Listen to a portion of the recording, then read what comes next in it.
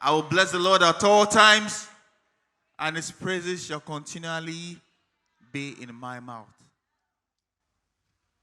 I love you, Lord, for your mercies never fail me all my days. I've been held by, from the moment that I wake up, till I lay my head, I will sing of the goodness of God. I can hear your voice. I love you, Lord. I love you, Lord. For your mercy never fails me all my days. All my days, I've been held in your hand. From the moment that I wake up, From the moment that I wake up, till I lay my head, I will sing of the goodness of God. God. All my life, You have been faithful. sing all my life. All my life you have been so good.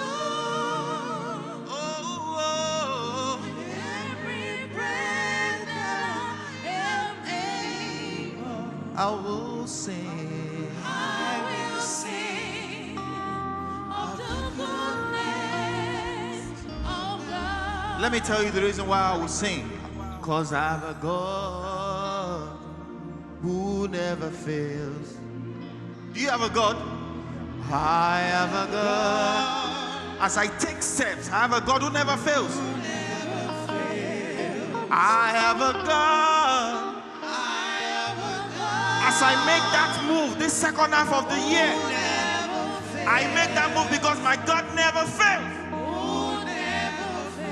Oh,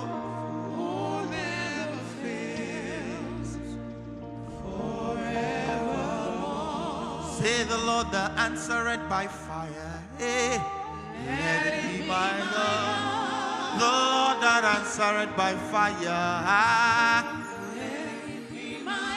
The Lord that answered by fire. Let it be my God. The Lord that answered by fire. Let it be my God. Somebody say, Ore Afesha. Ìgbẹ́kẹ̀lé mi o. Jésù, Jésù, Jésù o. Jésù kò ayé òkú. Fún mi pẹ̀lú. Ṣètòlúwa nílẹ̀ atẹ́kùn rẹ̀. Ayé atẹ́kùnú rẹ̀. Ó fìdí rẹ̀ sọlẹ̀ sórí òkun àti lórí ìṣàn omi. Gbórí sókè. Orí sókè.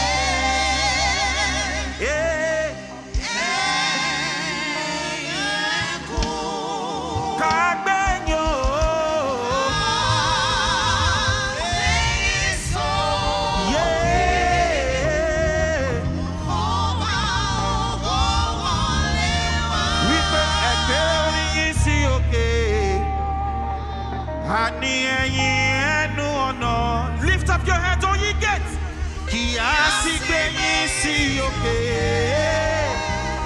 Ẹ̀yin ilẹ̀kùn ayé ayé. Kí ọba ògo kí ó wọlé wá. Ọba ògo wá inú yín. Ọ̀nù lèmi mọ́ rẹ̀ wá. Who is the King of glory? Tani ọba ògo. No.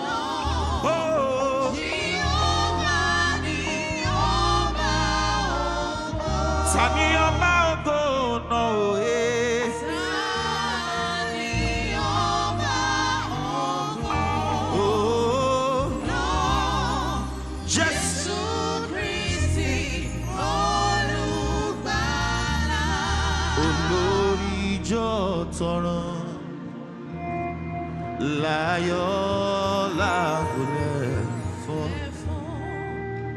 we reference you, Lord.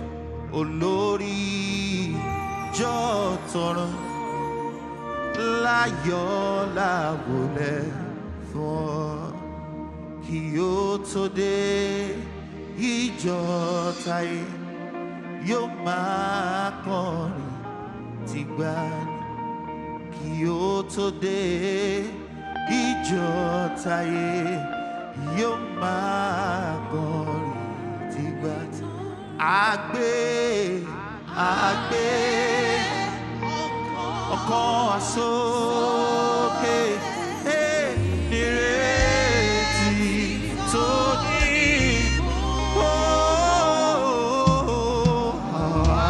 àkígbé àwa yé tọ́lọ́run ìgbàlà. Sing ale ale ale.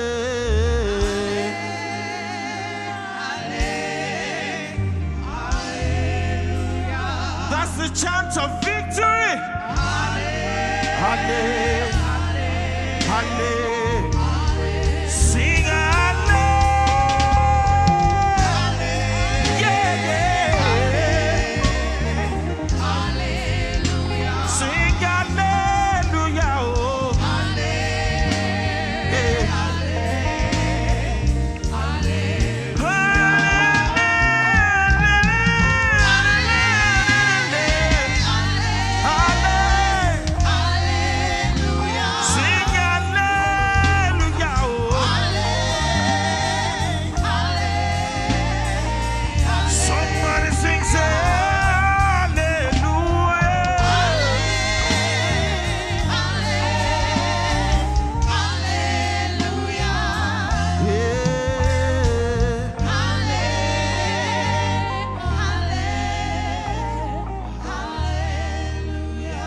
I will enter his gate with thanksgiving in my heart, and I will enter his court with praise. That's what we're going to right now. And I will say, this is the day that the Lord has. Will you rejoice? I will rejoice, for he has made me glad. Wave your hands to the Lord. Sing hallelujah. He has made me glad. Oh, I am so glad. I will rejoice. I will rejoice, for he has made me glad. Tell somebody, hallelujah. He has made me glad. Yeah, I am so glad. Yeah, I will rejoice.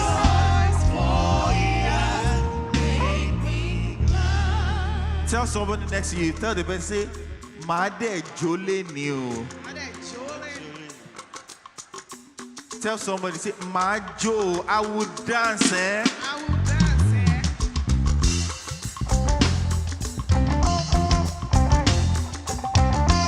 I want to see how you are going to dance today.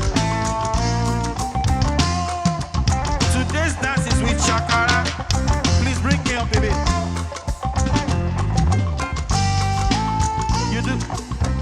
Okay. Come on, let's go.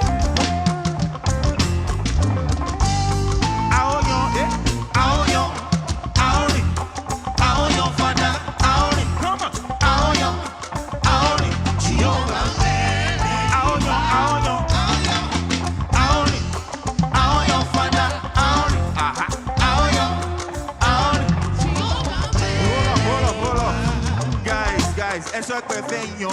You want to young fanda and you want to walk and you're staying. Hold somebody. Let's go. This is how you're gonna do it.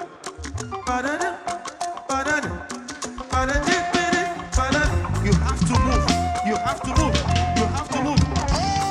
One, hey, aoyo, aori, aoyo fada, aori, aoyo, aori, Jehovah, aoyo, hey, aoyo, aori, come on, aoyo fada, aori, aoyo, aoyo, aori, Jehovah. One more time, sing, aoyo, hey, aori, aoyo fada, aori, aoyo, aori, Jehovah. Torí wípé a ó máa yọ̀ ọ́, ọmọ bàbá làwa jẹ́, a ní bàbá gbójúlé, ó lágbára, ọ̀pọ̀ lọ́yọ̀, yọ̀ ọ́ lójú, ẹlẹ́gùsí kò lè yí láta, ẹ̀rù odò, a ó máa yọ̀ ọ́, ọmọ bàbá làwa jẹ́, a ní bàbá gbójúlé, ó lágbára, yọ̀ ọ́ lójú, ẹlẹ́gùsí kò lè yí láta, ẹ̀rù odò. Tell somebody wípé ọmọ bàbá lèmi ń ṣe nípa ìgbàgbọ́ nínú Jésù. I like the people at the back. You are feeling me? Ṣebí bàbá mi lónìí. There is network at the back. Ká máa rìn, ká máa yan. Ọmọ bàbá lẹ́yìn ṣe. Ọmọ bàbá lèmi ṣe. How about the people at the front? Nípa ìgbàgbọ́ nínú Jésù. Yeah. Ṣebí bàbá mi lónìí. Yeah. One more time. Ọmọ bàbá lẹ́yìn ṣe. Yeah, yeah. Ọmọ bàbá lèmi ṣe. Are you walking in glory? Nípa ìgbàgbọ́ nínú Jésù. Are you walking and taking that move with Christ? Bàbá mi lónìí rẹ̀ o. Kí máa rìn, kí máa yọ̀ fàlà. Para.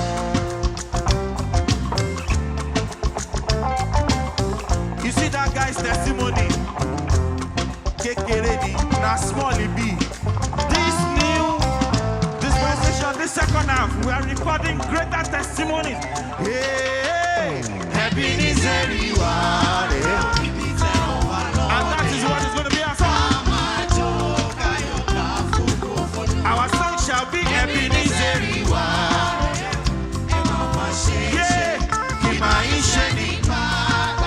That brother there, when you get your visa, you say,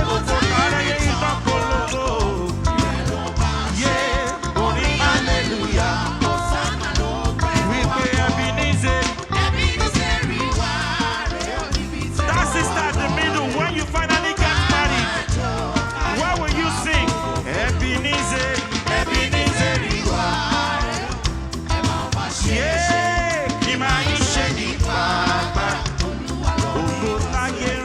Ogotayeri ton koloko irelo.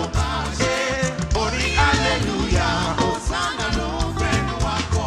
You say, ẹ ṣé ibi tẹ́ ti bẹ̀rẹ̀, ẹ ṣé ibi tẹ́ bá dé. Adúpẹ́ Olúwa, ibi tẹ́ mú wa lọ. When you get that contract, you say, ẹ ṣé ibi tẹ́ ti bẹ̀rẹ̀, ẹ ṣé ibi tẹ́ bá wa dé. Adúpẹ́ Olúwa, ibi tẹ́ mú wa lọ. Because bí kò bá sí t'Olúwa o, tó ti wà ní tiwa o, níbo la bá já sí o, àmọ́dúnsẹ̀yìn àdúgbò àtọ́gbẹ́dá.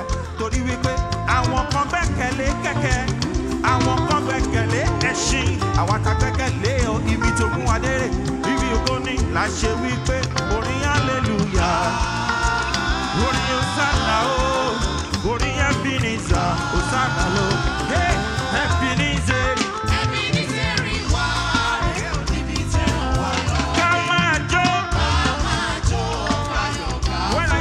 Get that recording contract, I'll sing Ebenezer. Yeah, Kimai. Ogotayeri ton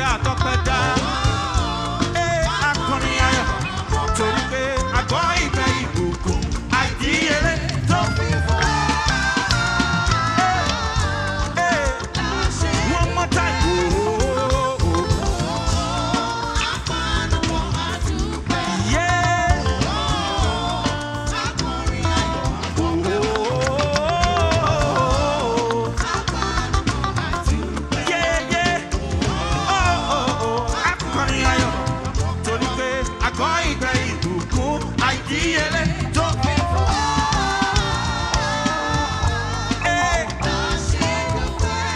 Àgbọ̀n ìgbẹ́ ìbùkún àìdíyelé tó fi fún wa.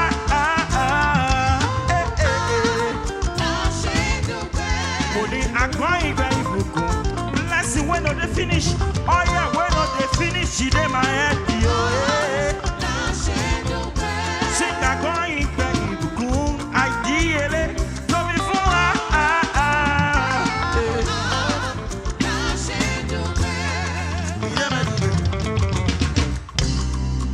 Say ìbà fún ilé ayọ̀. Like this, come on. Give him salute. Ìbà fún ilé ayọ̀. Sẹ́lẹ̀rù níyì. Fún ilé ayọ̀ bàbá. Ìbà fún ilé ayọ̀ bàbá. Ẹlẹ́kùnlé Adéwúre. Fún ilé ayọ̀ bàbá. Ìbà fún wọn bàbá. Elédùmarè bàbá. Tẹ́wọ́ gbọ́pẹ́ wa bàbá. Ọlọ́run wa o. Adúpẹ́ bí tá ti bẹ̀rẹ̀. Ibi tá mú wa dé. Ibi tá mú wa lọ òye bàbá. Ọpẹ́ ni fún wọn. Àní adúpẹ́ January. Adúpẹ́ July. Àtúndúpẹ́ December o bàbá. Ibi tá mú wa lọ. Torí ajá yìí máa ń jẹ. Kó gbàgbé olóore rẹ̀ o. Èdùmàrè yóò adúpẹ́. Afọpẹ́ fún wọn bàbá o. Ògo ọlá yìí ni forúkọ rẹ̀ lókè bàbá. Ẹ ò tẹ́wọ́ gbọ́pẹ́ wa bàbá. Ẹlẹ́rù ni ìbọn fún nílé ayọ̀.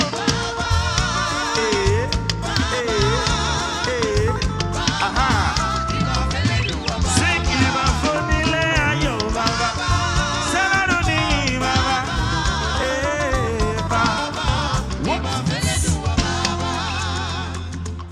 Somebody sing. Ẹ ṣé ibi tẹ́ ti bẹ̀rẹ̀. Bọ́mọdé bá dúpẹ́ orí àná arómìíràn gbà. Ìyẹn dá mi lójú àbí bẹ́ẹ̀ kọ́. Ṣé ẹ ṣé ibi tẹ́ bá dé.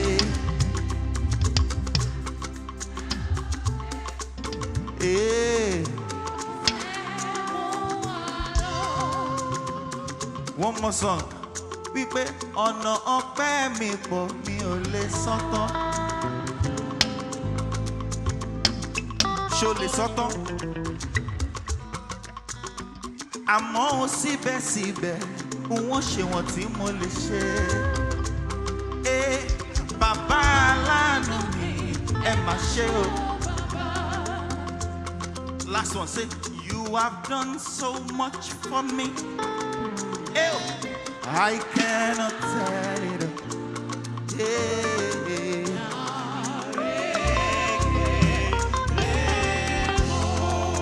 I want you to reflect from January to June. Say you have done so much for me. I cannot tell it.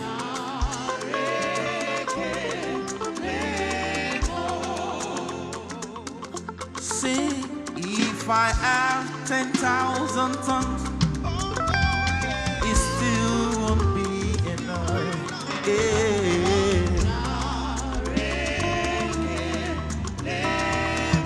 What shall I? What shall I render? Unto can you put the look here, please? For he has done so very much for.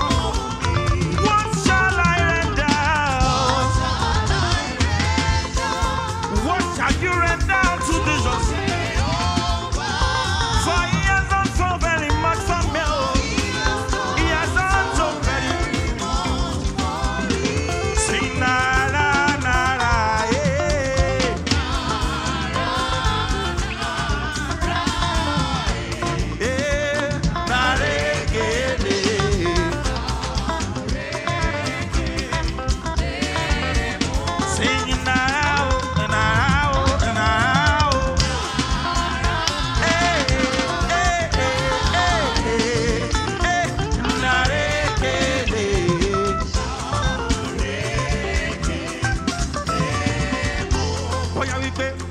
ló ṣe yí o kì í ṣe níyàn kó lè bàjẹ́.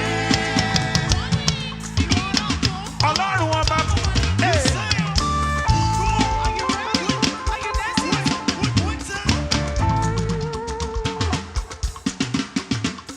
That baby God gave you, now you do I'm alone. Come on. Say, Olúwa ló ṣe yí o kì í ṣe níyàn kó lè bàjẹ́ o. When people they ask me, say, why are they done? I will tell them, say, people they ask me, say, waiting they make me. Eh? I come they tell them, say, eh, that Jesus, I they shine, I they shine, I they shine, I they shine. Are you shining? I they shine, I they shine, shine, shine. I come they tell them.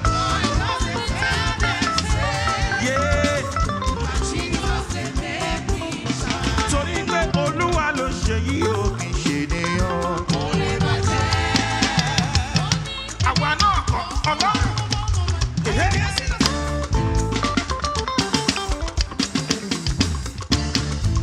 Olúwa ló ṣe yí o kì í ṣe níyàn kó lè bàjẹ́ o. Nítorí wípé ẹ̀gàn pé oyin máa dùn oyin mọ́ mọ́. Ire olú. Sẹ́ni tó lè dá dúró. Ìwọ̀n ìgbà.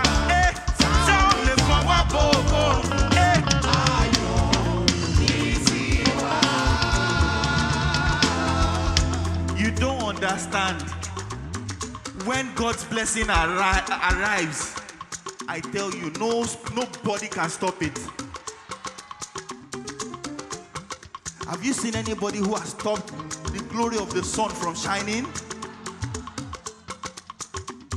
From inception, have you seen anybody who has stopped the day from coming out? Wípé ẹ̀gàn pé kóyin má dùn oyin mọ́mọ́. There's a Yoruba proverb. Iṣẹ́ Olúwa ò lè bàjẹ́. Wípé ẹ̀gàn pé kóyin má dùn oyin mọ́mọ́. Ire olú kò sẹ́ni tó lè dá dúró. Ìwọ̀n ìgbà tá ò lè fọwọ́.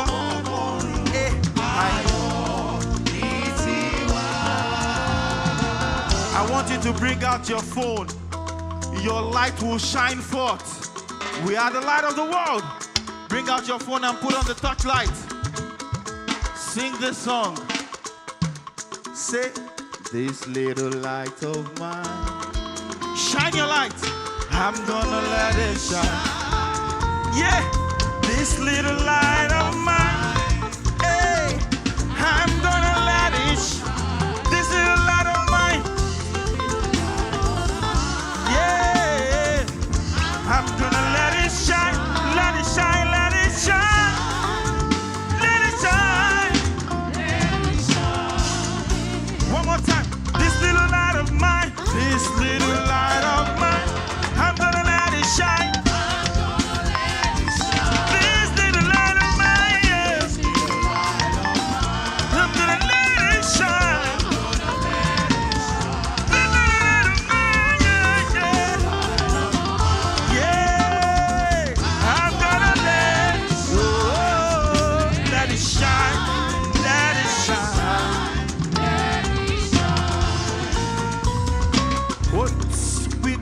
Aláyọ̀ tí máa yọ̀dé.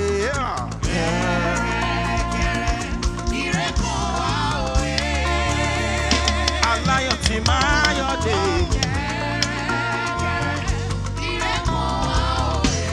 Ó ní aláyọ̀ tí máa yọ̀dé. Kẹ̀rẹ̀kẹ̀rẹ̀ ire kan wá òye. Aláyọ̀ tí máa yọ̀dé.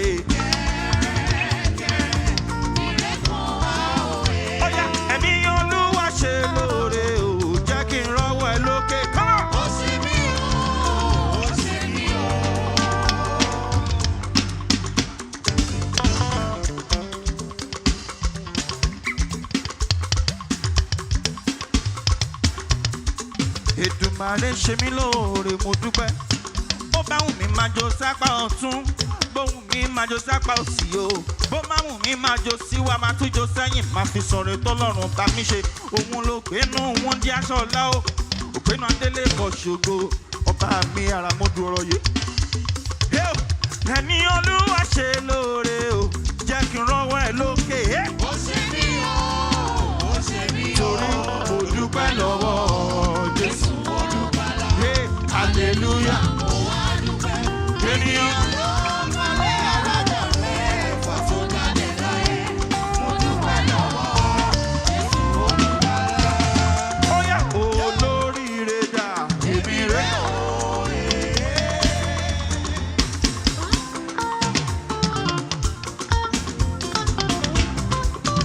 Olóríire dà, Èmi rẹ̀ o, olóríire dà. èmi rẹ̀ o, Ó yá olóríire dà, èmi rẹ̀ o, wípé olóríire dà, olóríire dà o. Tó bá wà níbẹ̀ ó yá nàwọ́. Tó bá wà níbẹ̀ ó yá nàwọ́. If you're there, jump up, jump up. Jump up, jump, jump, jump, jump. Mo ní olóríire dà. Ó yá o, hey, ó yá o, ó yá o, ó yá o. Ẹni rehun ó yá ká lọ, hey.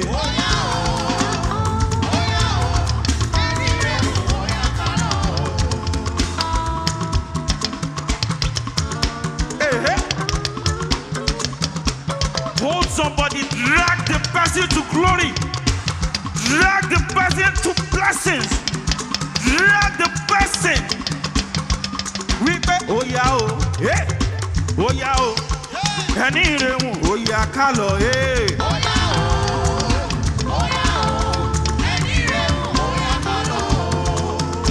Jọ bí ẹ bá ń gbọ́ mímọ́ mímọ́.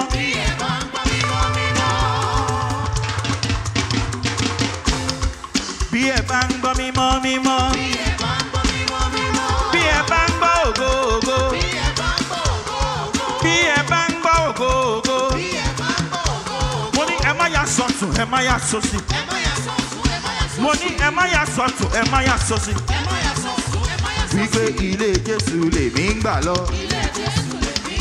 Ilé Jésù lèmi ń gbà lọ. Ó yá ogun èṣù máa wówó mú wó mú. Ogun èṣù máa wówó mú wó mú. Ogun ọ̀tá mi kò gbọ́dọ̀ fọhùn. Wọ́n ní ogun ọ̀tá mi kò gbọ́dọ̀ fọhùn. Kò gbọ́dọ̀ fọhùn torí mo ní bàbá. Kò gbọ́dọ̀ fọhùn torí mo ní bàbá. Ó yá o, ẹni rehun ó yá ká lọ, hey. Ó yá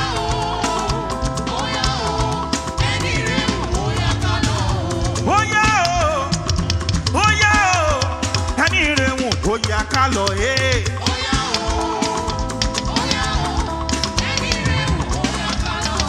Ó yá o, ẹni rehun ó yá ká lọ, hey.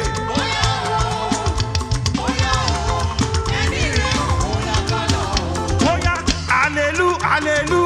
hallelujah, ògo ni fún, máa fi jó máa láyé.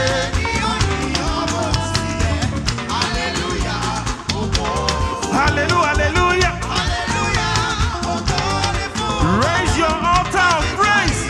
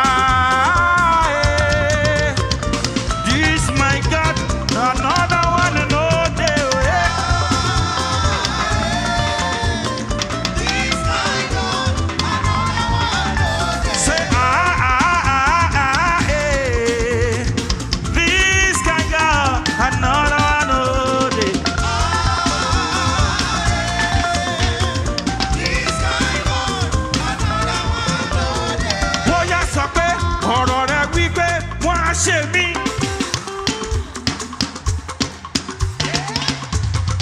Ṣùgbọ́n wọn ò lè rí mi gbẹ́sẹ̀. Ọ̀rọ̀ rẹ wípé wọ́n gbógun. Ṣùgbọ́n wọn ò lè borí mi.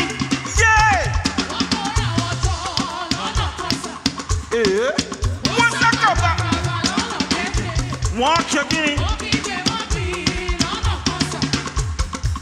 Wọ́n gbọ́ jìnnìjìnnì lọ́nà méje.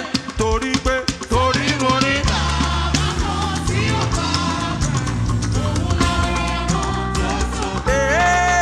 Ọlọ́run bàbá.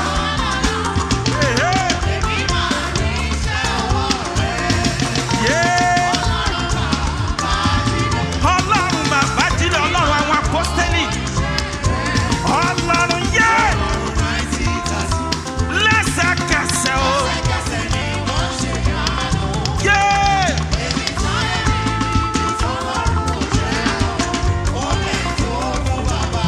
Tó bá jẹ́ bẹ́ẹ̀ sọ wípé kò wó kò wó.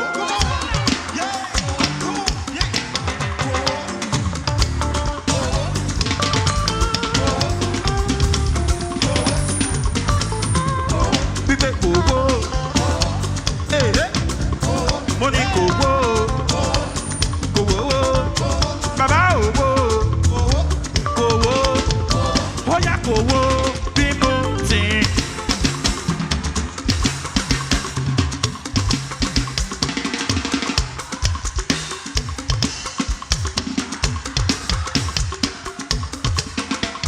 Bàbá owó bí mo ti ṣe, owó bí mo ti, ó ṣá. Bàbá owó bí mo ti kò dẹ̀ wó, bí mo ti ṣe, ṣọ́wó. bí mo ti sọ̀rọ̀, ó ṣàtọ́jú mi lójoojúmọ́. Ó yá wípé bàbá ń fààyè mi dábìrà torí Ọlọ́run. Bàbá fààyè mi dábìrà. Are you ready now? Come on.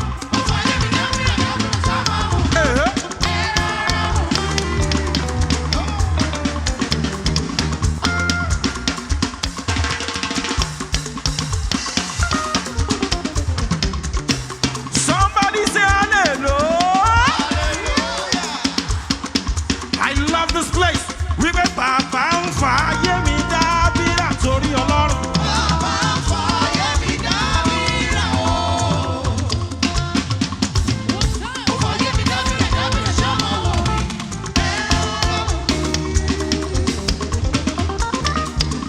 Those of you at the gallery, are you ready? Are you ready at the gallery? Ó yá sọ wípé ẹni tí ó ní jẹ́ ń dúpẹ́ sẹ́. Ẹni tí ò ní jẹ́ dúpẹ́.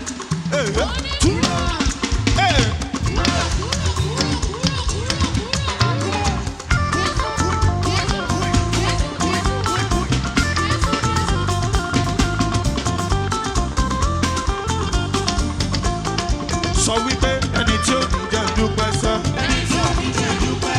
Ẹni tí ó ní jẹ́ ń dúpẹ́ sẹ́. Ẹni tí ò ní jẹ́ dúpẹ́. Kò dìde láàrin ọ̀pọ̀ ènìyàn. Kò dìde láàrin ọ̀pọ̀. What? Those of you at the front, let me prophesy. This second half of the year, ọ̀rọ̀ jáde àṣẹ sì tẹ̀lé.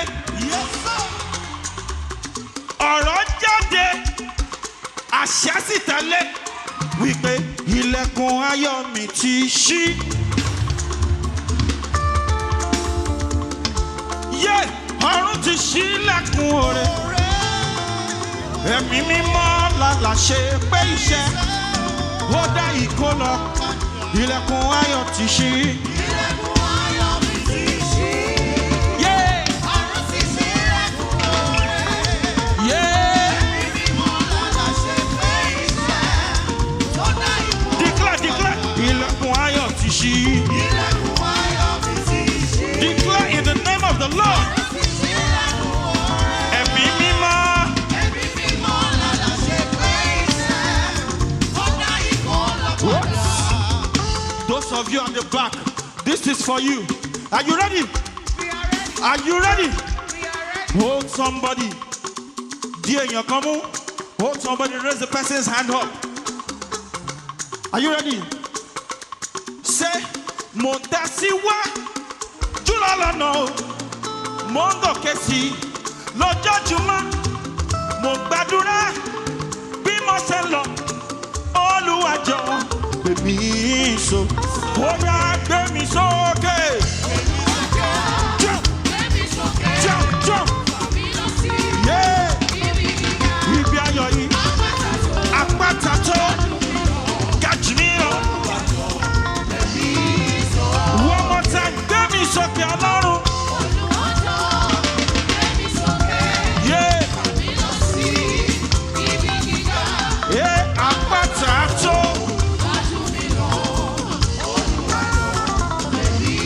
What? So we pay Ọlọ́run wọ́n retí o, ògo rẹ̀ lára.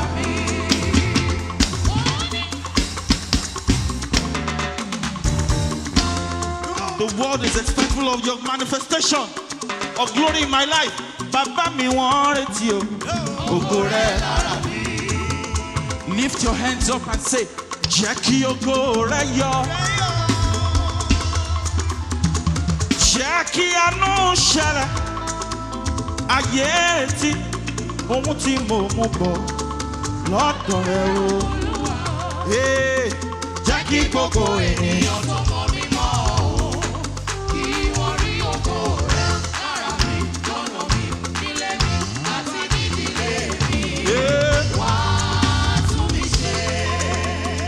Wípé tọlọ́run bá lè tẹ̀rí ọ̀tá mi bá, mo láwọn ará kan tí mo fẹ́ dá.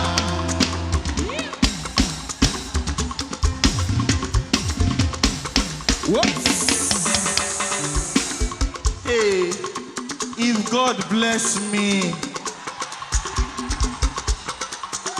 una go hear one.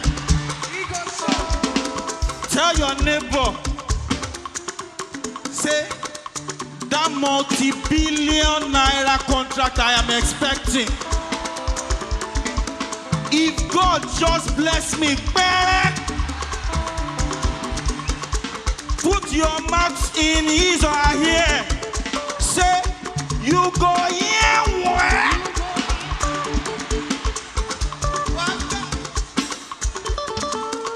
Are you ready?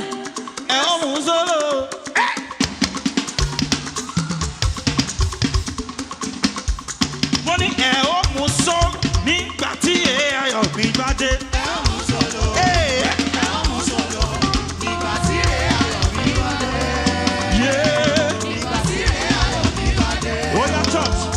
tell somebody now. Lastly, say, I can see everything turning around. Turning around. Turning around. I can see everything. Turning. Turning on you. Sing, I can see everything. Yeah. Yeah. I can see the rejected visa. Turning around. Yeah. I can see the rejected job turning around. Yeah. I can see everything. Yeah. What? All this declaration, we're not just declaring it by mouth, but by faith. Because ìgbàgbọ́ mi dúró lórí ẹ̀jẹ̀ àtò dòdò Jésù.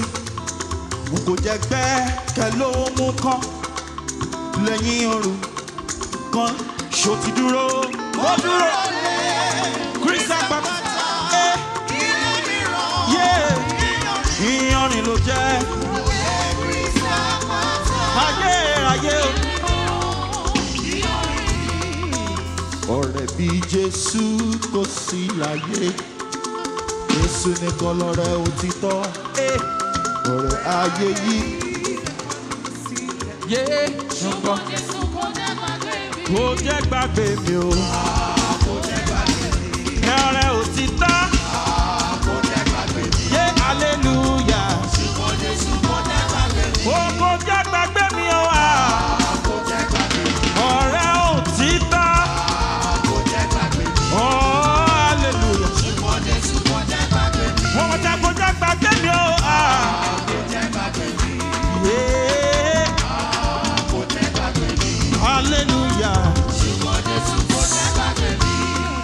wípé mo ti ní Jésù lọ́rẹ̀ òjò mo ná lárẹwà tí ọkàn mi fẹ́ òun ní tọ́nà ìpàdó ìràwọ̀ òun ná lárẹwà tí ọkàn olùtùnú mi ó olùtùnú mi ló jẹ́ ní gbogbo àlàyé.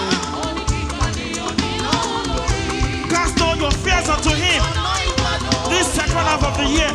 Òun ná lárẹwà olùtùnú mi ó olùtùnú mi ló jẹ́ ní gbogbo àlàyé. Òun ní tọ́nà ìpàdó ìràwọ̀ òwúrọ̀ òun ná lárẹwà. And this is for mommy. We pay ẹ ṣé ibi tẹ́ ti bẹ̀rẹ̀, ẹ ṣé ibi tẹ́ bá dé. A dúpẹ́ Olúwa, ibi tẹ́ mú wa lọ. We pay ẹ ṣé ibi tẹ́ ti bẹ̀rẹ̀, ẹ ṣé ibi tẹ́ bá dé. A dúpẹ́ Olúwa, ibi tẹ́ mú wa lọ. Kò bá sí t'Olúwa o tó tiwa ní tiwa o níbo la bá já sí o àmọ́ nísẹ̀yìn àdúpẹ́ àtọpẹ́dá torí àwọn kan gbẹ́kẹ̀lé kẹ̀kẹ́ àwọn kan gbẹ́kẹ̀lé ẹṣin àwa tá gbẹ́kẹ̀lé ọ ibi tó mú wa dérè ibi ògo ni la ṣe wípé orin hallelujah orin hosanna o. Hosanna lobeno Ebenezeri Ebenezeri wa Rio ni bite Kamajo kayo kafuko Ebenezeri Ebenezeri wa at your feet Lord we lay down our thanks offering sorry we pay Ogota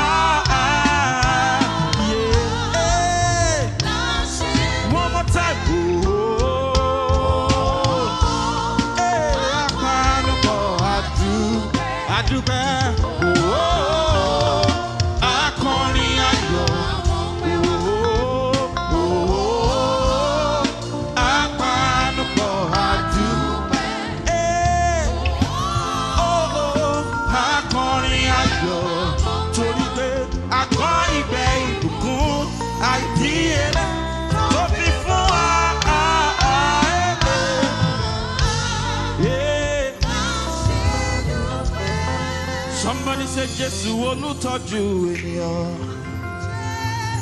Sáré máa rè o. Bàbá olùtọ́jú ènìyàn. Sáré máa rè. Ọlọ́run gbogbo ẹran ara o. Jésù olùtọ́jú ènìyàn. Sáré máa rè. Bàbá olùtọ́jú ènìyàn. Sáré. Let the living soul sing. Ó ṣé Jésù tó fìfẹ́ ńlá dá mi sí. Ọ̀pọ̀lọpọ̀ ló ti kú tí wọ́n ti filẹ̀ bóra. Òun Olúwa lánàá rẹ̀ ló fìfẹ́ ńlá dá mi sí. Ògo ọlá ló yẹ ọ́ Ìsáyà. Torí pé ọ̀pọ̀ ló fẹ́ rọjọ́ òní òtíkú ti pa. Àìsàn táyé sọ pé kó tó nǹkan ló mú. Ó mú mi wá. láyé ó ṣe. Kì í ṣe mi mọ̀ ọ́ ṣe. Sing. Kì í ṣe agbára mi. Oh. Kì í ṣe títóbi mi. Ẹ̀mí dá mi sí o.